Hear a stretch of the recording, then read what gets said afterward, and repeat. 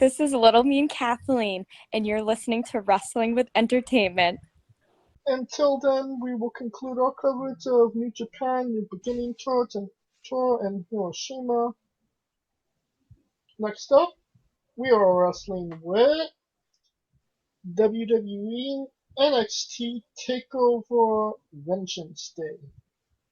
It was last Sunday, and your first match out was Women's Dusty Rhodes Tag Team Classic Finals. Dakota Kai and Raquel Gonzalez defeated Ember Moon and Shotzi Blackheart.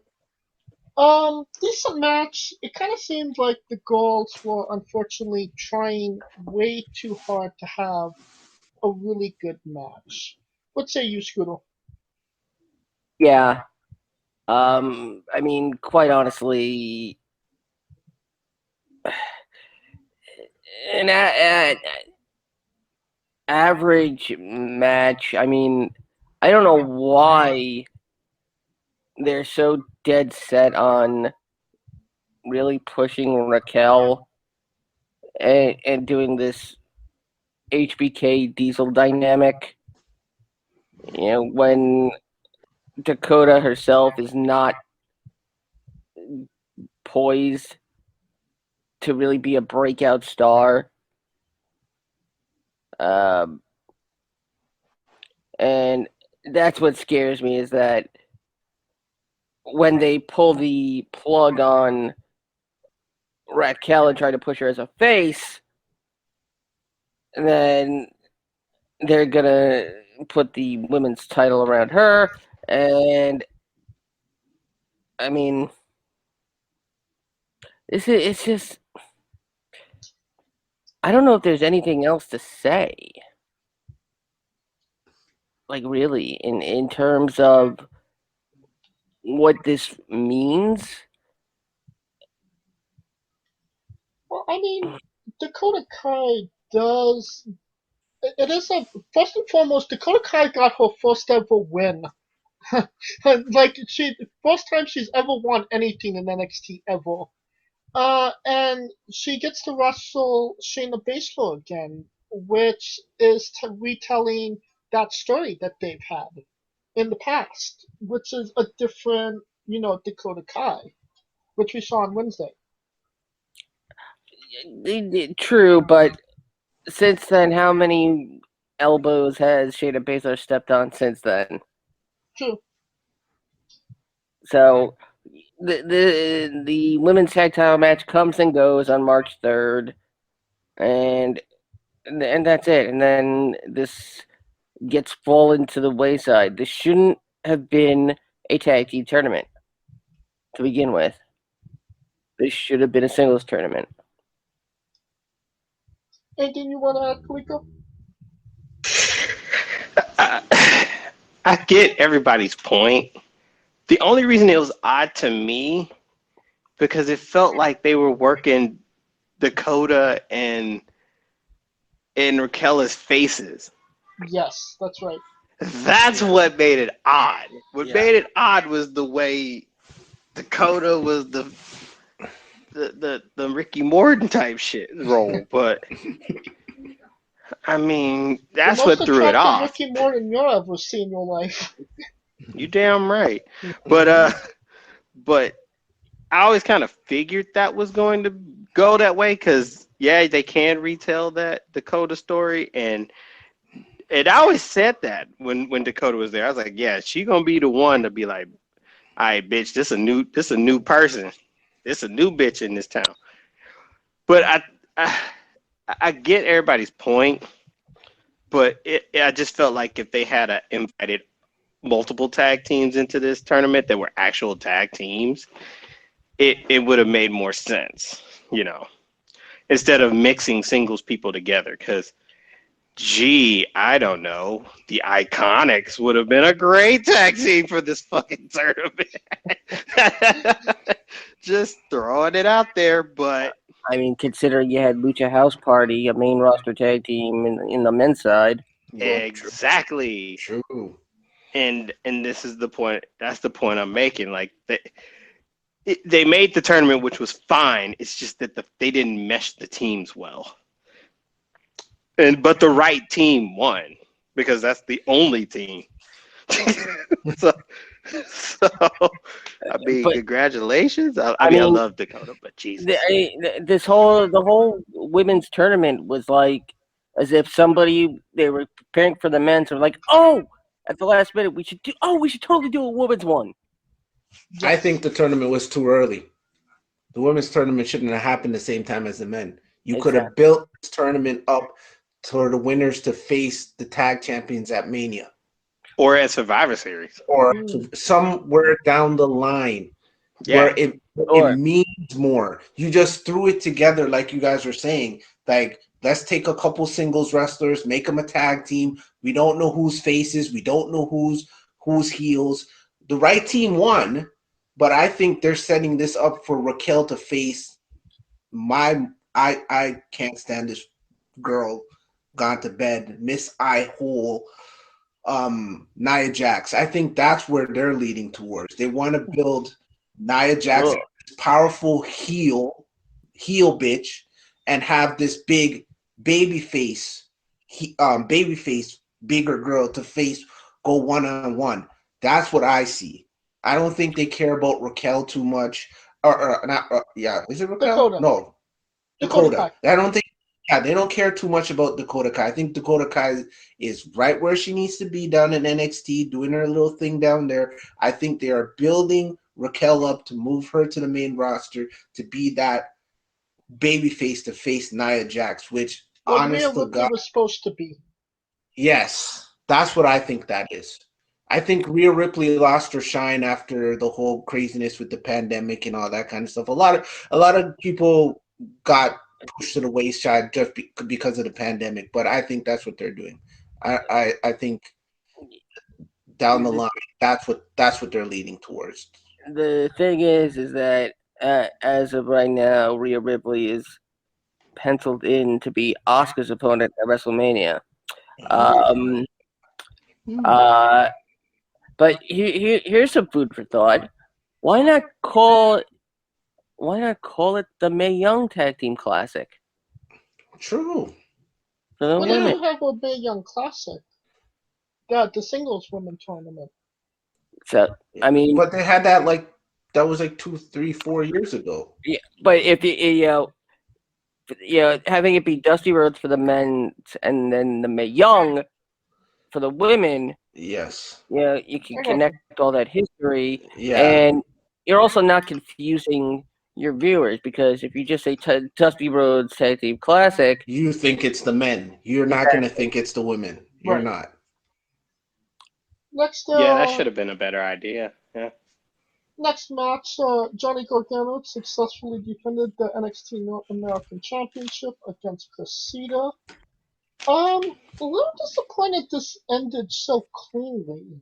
Usually NXT Takeover matches do. But if there was going to be any match where, there was going to be shenanigans, I would have thought it would have been this match. Kind of seems like they put Kushida down, in my view. What say you, Stu? I told you this would happen. If Kushida ended up losing, he's gonna end up falling by the wayside. Another wasted Japanese talent. There were shenanigans; they just didn't happen during the match. Right. They're setting up Dexter Loomis to be the guy that beats Gargano, and I don't have a problem with that. I love Loomis, but honestly, you had almost a a guaranteed 5-star match if you did Balor and Kushida for the NXT title. Kushida should have been at that point, and Balor and Dunn is something that could have happened next month. and we still want to see it Right. because it's something we always wanted to see. Just, it's a great effort, but in the end, what is the effort for? I mean, Well, because now Kushida is relegated to feuding with August Gray. what about you, Kaliko? Your thoughts on the match? I called this match. I told you, Gargano. Mr. Takeover, baby. Don't let I told you he was on a winning streak, man. You need to pay attention. Wait, It's when he was a face. Because when he was a face, he was the guy that was good enough, but always came up short. Now it's the inverse, where he's not good enough. He's good enough, but he just wants to cheat. But this time he got it clean, and that makes sense because it's like what Scooter was saying. I feel like Loomis is going to be the guy next because he's basically kidnapping bitches in the back. But Chloroform. Yeah, you know what I mean? Chloroform, You know what man. killed me? That he didn't even notice that dude until he turned around. I'm like, you didn't hear the dude's voice for 5 minutes? But Gargano is the gatekeeper of NXT, man. When it comes to solid matches, he just is good with anybody. Yes. And he's a good enough heel to where you felt like Kushida could win. Yes. It's just that he came up short. He did one little subtle thing that I liked that he did was he looked into the corner and he's like, when he came in the ring and he's in the corner and he says, Johnny Takeover, Johnny Takeover, Johnny Takeover, Johnny Takeover. Taps in. And tapped in. I'm like, there it is. There it is. That little subtle thing. As a fan, you're like, I used to like this guy. And I know he can put on amazing performances when he gets on the Takeover spotlight. But that little subtle thing by looking in the camera and screaming, Johnny Takeover, Johnny Takeover, I'm like, he's going to another gear. To me, it doesn't kill Kushida. It doesn't. It might relegate him for a time period, but you can always build Kushida up. Exactly. Right? You can always rebuild Kushida to go for an NXT title. And it was the same thing. Another thing I was saying before with New Japan, you got to shuffle the deck chairs. At first when Johnny and Tommaso and all those guys were there and they were doing all that cinematic stuff, I'm like, these guys need to go to the main roster. They need to go to the main roster. I'm kind of tired of them being down in NXT. But then with Johnny Gargano and his group, okay, no problem. He can stay there forever. Tommaso Ciampa going with Timothy Thatcher and tagging with him, they can stay there forever. It makes sense. So I don't have a problem with Kushida jobbing to him. He looked believable. The match was good, all that stuff, but you can always rebuild Kushida. He's not at the level that Hideo Itami, aka Kenta, was before Kenta left, where there was nothing more you could get out of that character when they dropped him. There was nothing more. So there is always something you can always. I think Kushida has maybe one more kick at the can to rebuild him, and if that doesn't work, then maybe you have to cut your losses and move on. I got $10 that says Johnny Gargano either starts calling himself the Overtaker or the Taker Under. And our next. He's the way. The way. But you know what? As far as Kushida, do you think we got spoiled because of how Nakamura got to NXT? Yes. Because Nakamura got to NXT, his first match was like an instant classic. So it was basically boom to the moon. And Kushida never got that classic match. So we're just trying to. I feel like that's what part of it is. I feel like it's the spoilage of how Nakamura got there. Because I could go back and watch Nakamura Zayn. But you can't think of a memorable Memorable Kushida match Kushida. in NXT. That's fun enough. So that's why there's time to rebuild him. There is always time to rebuild him and start from scratch again. That brings us to our next match, Dusty Rhodes Tag Team Classic Finals. MSK, Nash Carter, and Wes Lee defeated the Grizzled Young Veterans, Zach Gibson, and James Strait. I think I was the only one that picked MSK to actually win this match. Oh, look at you. Look at you. But you got the last match wrong. I'm bringing you down a peg. I said I wanted Pete Dunne to win. I didn't say he would win. But anyway, it was a pretty good match. Maybe a little bit too long for this tag team match, but they just made new stars, didn't they, Scooter? Yeah, I mean, I'm really surprised.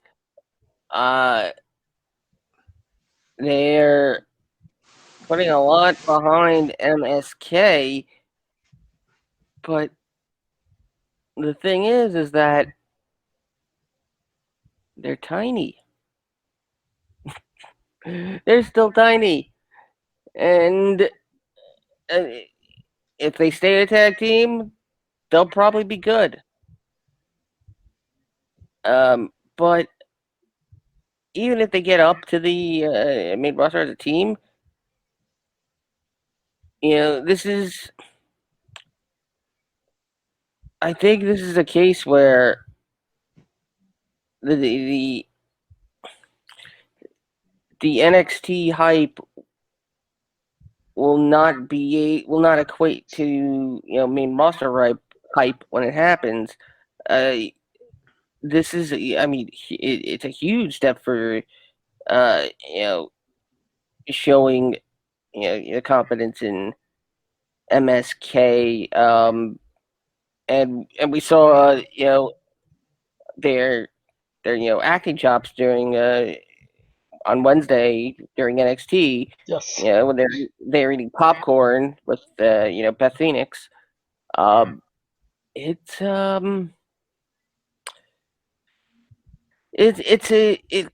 There's so much potential here, but I'm not optimistic. All right, fair enough. Drew, your thoughts?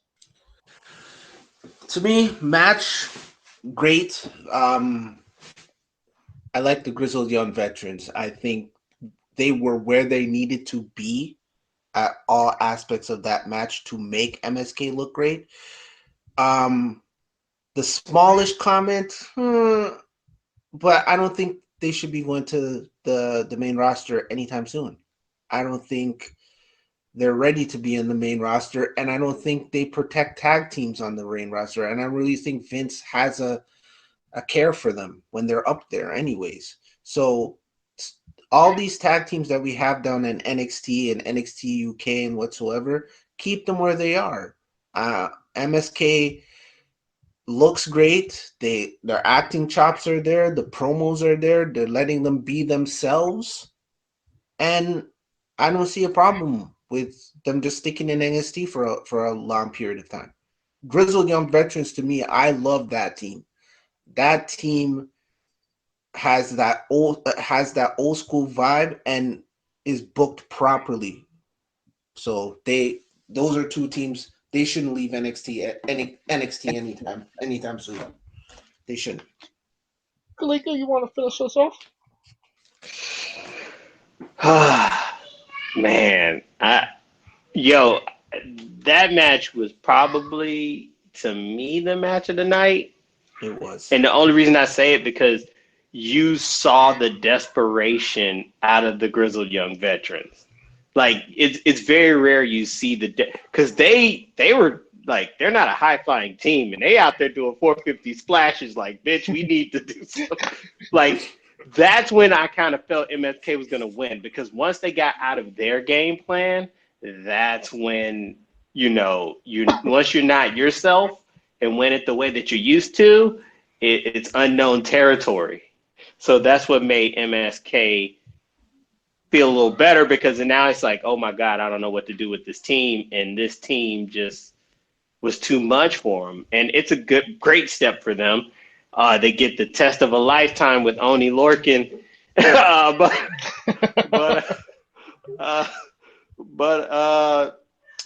But Grizzled Young Veterans, I think they'll be a good spot in NXT UK.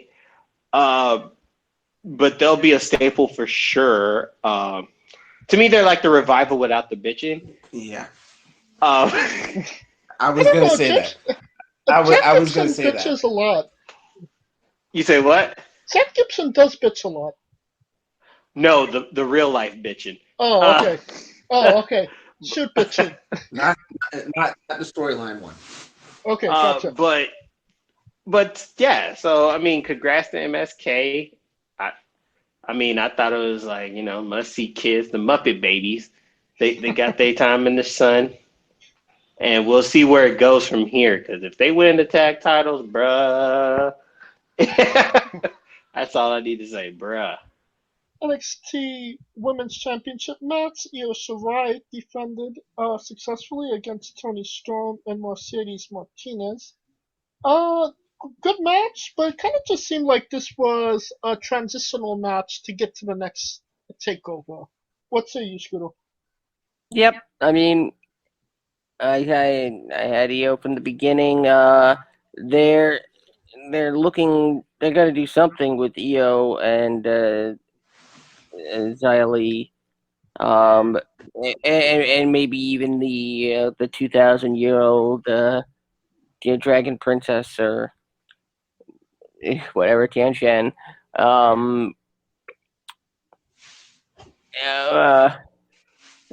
Very Dungeon of Doom-esque. But I mean, yeah, this was. I mean, if you honestly thought Mercedes was gonna win, yeah, Mark. But yeah. Oh, F you. Tony winning,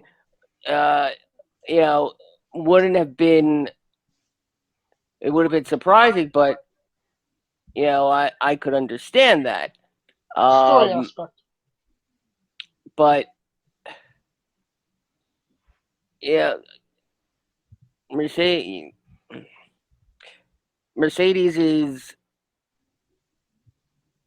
and I hate to say this, her time for a real honest to goodness WWE run, that time was before she even signed. And she's in the twilight of her career. Exactly. And if Mercedes ends up with a title run in the future, it won't be long, and hopefully it'll be out of respect and fear in your case. Fear in my case, because you never want to have to go and tell Mercedes Martinez to wrap up a match. Oh boy. Oh God, PTSD. Please. Don't hit me, Mercedes! They were just telling me to wrap it up.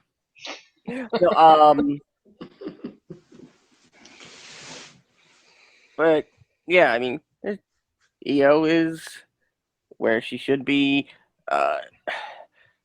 Toni Storm, I think they're unsure of where she fits in exactly, because she's a natural face, not exactly a great heel yet, but I think that can be achieved. Right. So I mean, yeah, the sun is not set on Toni Storm. Oh, but I thought. Drew, you want to add anything before we get to the last match?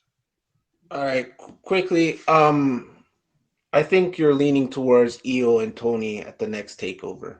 Oh yeah. because you're playing up the whole Tony beat Io in the Make Young Classic to win it.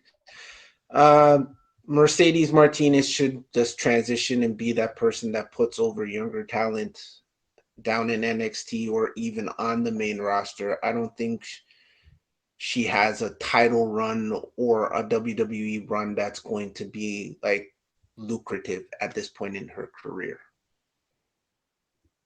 Shout out to Tony's Cakes because she just got some of the best cakes in the business. Mm-hmm. Although she should have won. She should have won. But I agree with Scooter in his sense. Like, yeah, she's a better face than heel. I don't know why they brought her back like rubbish because she's not really that mic strong yet. So we'll see where they put her in. We'll see where she get in, where she fit in.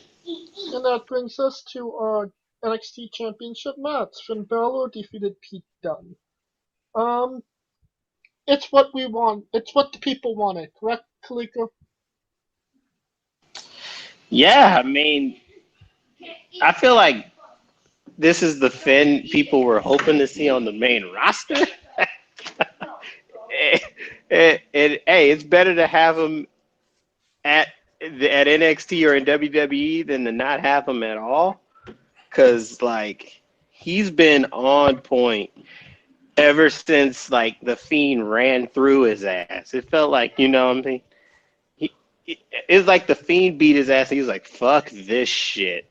So, like, just the whole character development, just him, he's on a roll right now. I mean, you could argue in the WWE, the top three, as far as like men, Reigns, Orton, Balor, and no order, and you can make that argument. I mean, as far as like match quality, character quality, and so on and so forth. So, I mean, he's found his stride. And I felt like he always felt more comfortable in NXT because he got the free reign to do, you know, what seems natural to him. And now no one can say WWE's holding him back because he's fucking on a roll. Yes, he is. Drew, you want to add to that? 100% totally agree with my boy over here. I would throw Drew McIntyre during this pandemic era of wrestling. He's been one of those top guys as well. Didn't have a problem with the match. I just think going down to NXT after he got his ass whooped in Toronto by the Fiend was the best thing that ever happened to his career. It rejuvenated him. It made him into what we all loved him and wanted to see him do in WWE when he first came over from New Japan. So no problem with him whatsoever. I just hope that he doesn't leave NXT anytime soon. He should be there. That should be his brand. He should be one of the staples on the NXT brand going forward. And Scooter, you want to top us off? I mean,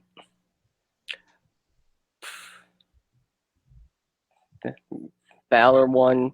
I think it was odd that they really started the breakup of the Undisputed Era in a match that didn't involve them. That is kind of odd, but It's not odd if you look at the story. The story was because the story is Adam always been the guy, and then now Kyle is starting to be the guy, and Adam doesn't like it. Exactly, because when you see like even when Velveteen like came in, it was like we always knew that Kyle was the leader and Adam is just the second fickle. So the trail was always there. There. I just didn't know when they were gonna pull the trigger. And it also with these two last title matches that Kyle has had, you can see the little hints of Adam not liking that. How come this guy's getting the shot? How come he's getting the shot? I still have a title shot I haven't cashed in yet. Why haven't I got my shot? You can see the hints of jealousy there. I think it was a little too early for pulling that trigger, but no problem with them pulling the trigger. The era had to end. Just wondering who gets the kids of Strong and And Fish. who gets Strong and Fish in a divorce. Well, this goes to O'Reilly for sure. They were re-dragon. The first time Adam Cole turned on him. Like, this isn't that's something new. I mean, Adam Cole has turned on Kyle O'Reilly a couple of times Everywhere. at this point. Times, yes. And obviously Strong goes to Cole. Just because. I think Just Strong leaves the promotion altogether, and he goes to the main roster. I think Cole is done in NXT. Definitely. So, we will conclude our coverage of NXT Vengeance Day